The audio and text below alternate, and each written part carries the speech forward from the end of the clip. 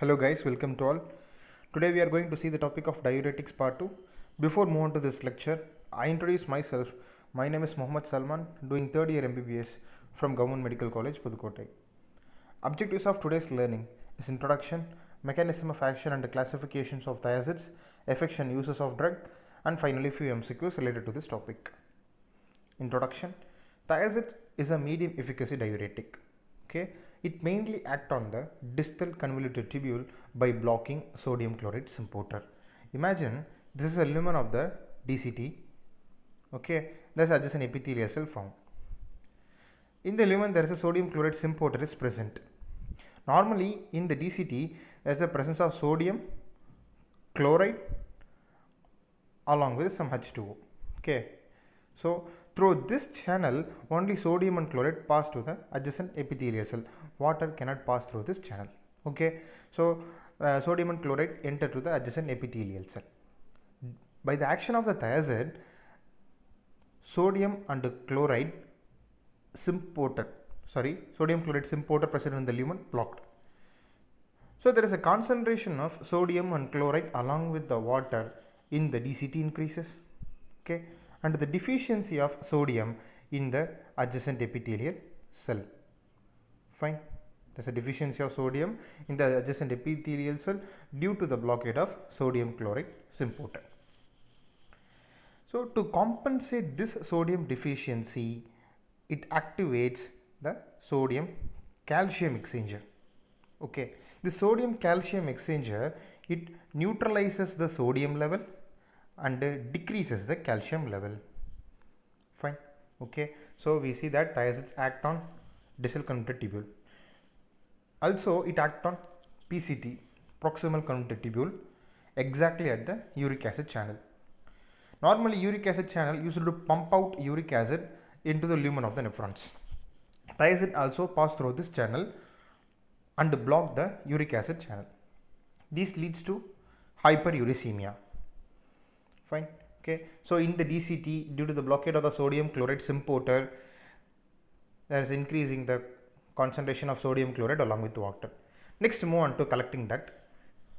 Due to the high concentration of sodium solute in the content, okay, it leads to defect in the two pathway.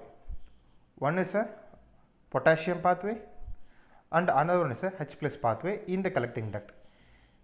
This leads to increased loss of potassium and H plus. Okay, so finally it causes hypokalemia and metabolic alkalosis. Fine.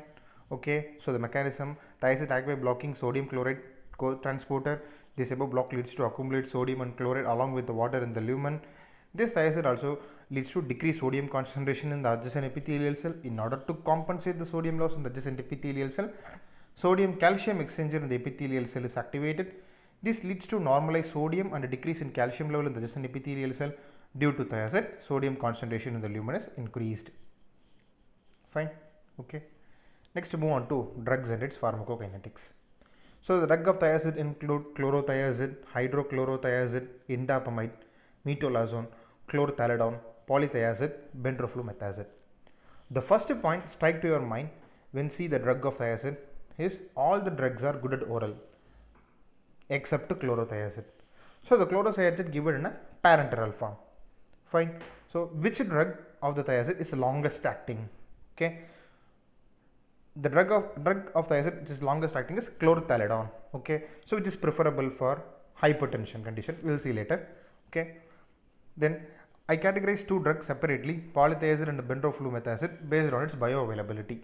So the only drug of thiazid which have 100% bioavailability is polythiazid and benroflumetazid.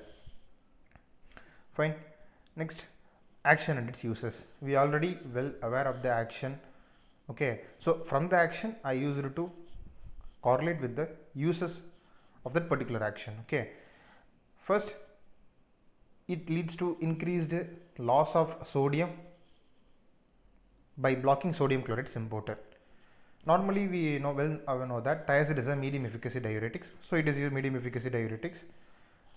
Why is medium efficacy diuretic? Because it blocking sodium chloride symporter which leads to increasing concentration of sodium, increasing loss of sodium, so hyponatremia. So it is used generally for edema. Okay, so it is used generally for edema, so along with the particular condition. Example, cirrhosis of liver, nephrotic syndrome, congestive heart failure, it is preferable to use in the particular condition. Fine. So another use is, it is also used for lithium induced diabetic insipidus. When you see the lithium induced diabetic insipidus, the first point strike to your mind is the drug amiloride. Amiloride is a drug of choice for lithium induced diabetic insipidus. So second line drug is given a thiazide is used. Next, the thiazide uses also increases prostaglandin synthesis. Thiazide usually increases prostaglandin synthesis. By this effect, it is used generally for vasodilation and also diuretic effect. So by increasing the prostaglandin synthesis, it leads to indirect vasodilatation, not directly act on the blood vessel. Okay, so indirect vasodilation caused by thiazide. So the important point is the prostaglandin activity inhibited by NSAIDs. Okay, in case we give a thiazide along with some NSAIDs, so the particular indirect vasodilation and the diuretic effect may be damaged. Next, opening of potassium channel in the blood vessel. Thiazide open potassium channel in the blood vessel, so it directly act on the blood vessel, so directly vasodilate. Okay, so due to its vasodilatory effect, it is used for hypertension. The best drug of choice for hypertension is chlorthalidone, because you already see in the drugs and in pharmacokinetics, it is the longest acting. Okay, so it is persists for 24 to 36 hours. So generally preferred for hypertension. Preferred diuretics for hypertension is chlorthalidone because of its longest acting nature. Next, move on to the another effects.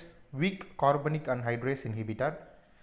Yes, all the thiazides are weak carbonic anhydrase inhibitor except indapamide.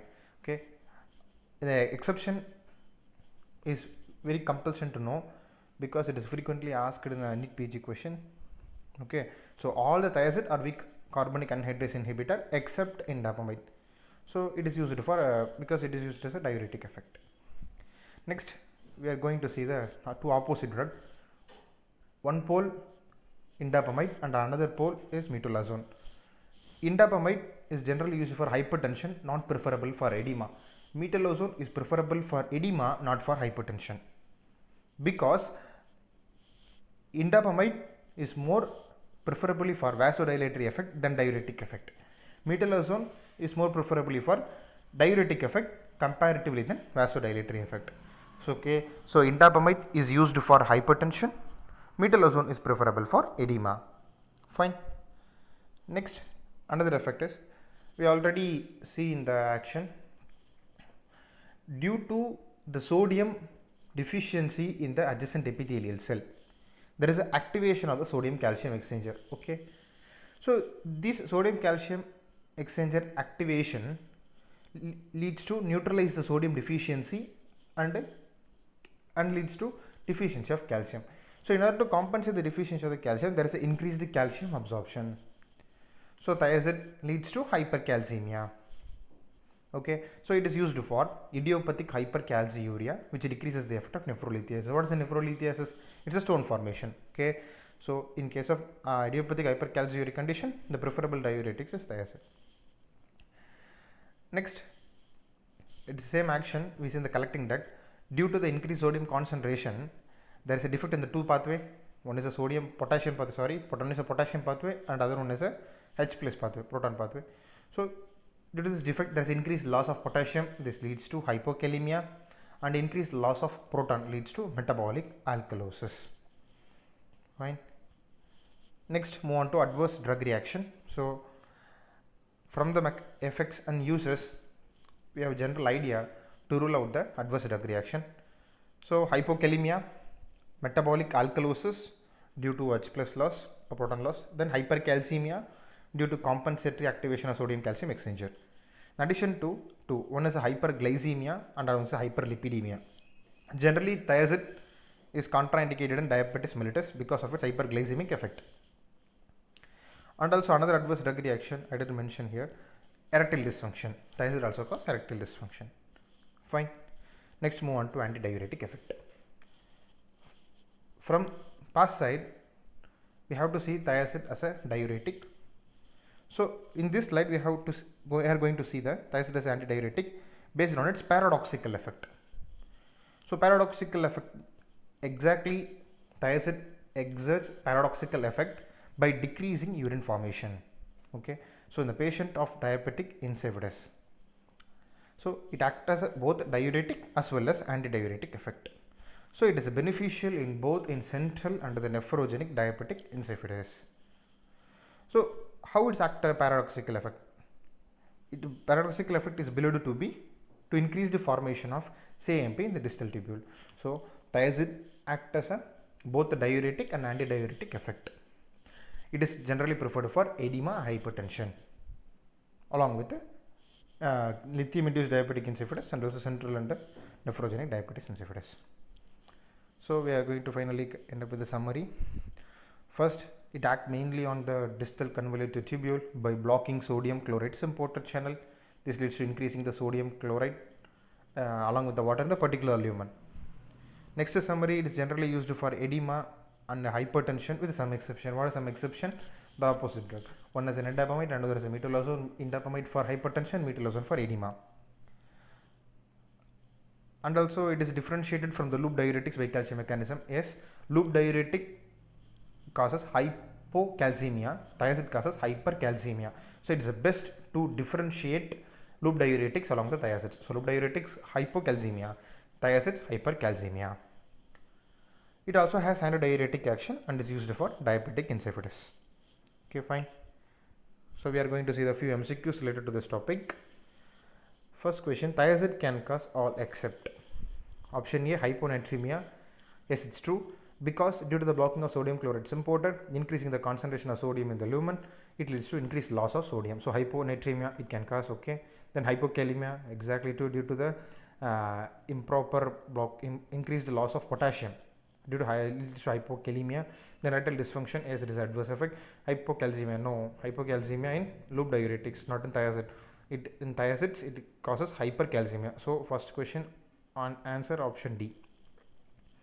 Next, a thiazide diuretic can be used for the treatment of all except. Option A, idiopathic hypercalciuria. True, it is used for nephrolithiasis stone formation due to its hypercalcemic effect.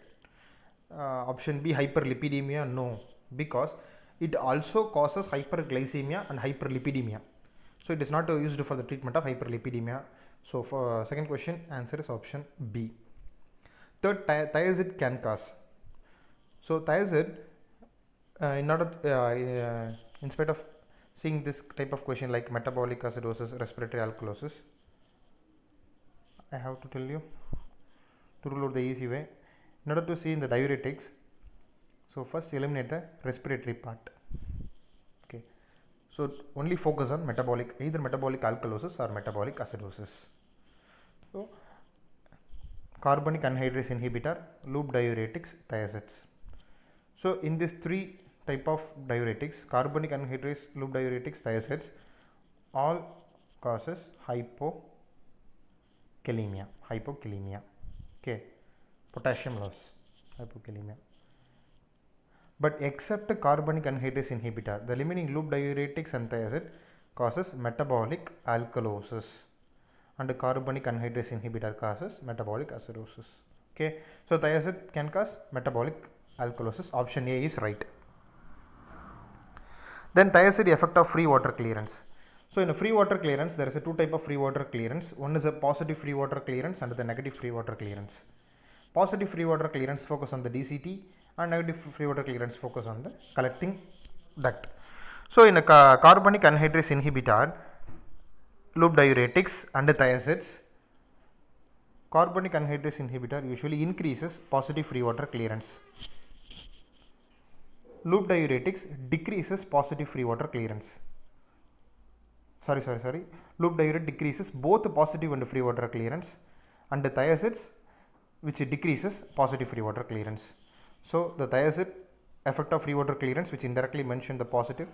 Okay, positive free water clearance. So thiazide, which decreases the effect of free water, decreases the free water clearance effect. And finally, a 50-year-old man has a history of frequent episodes of renal colic with high calcium renal stones. The important point to note here is high calcium renal stone.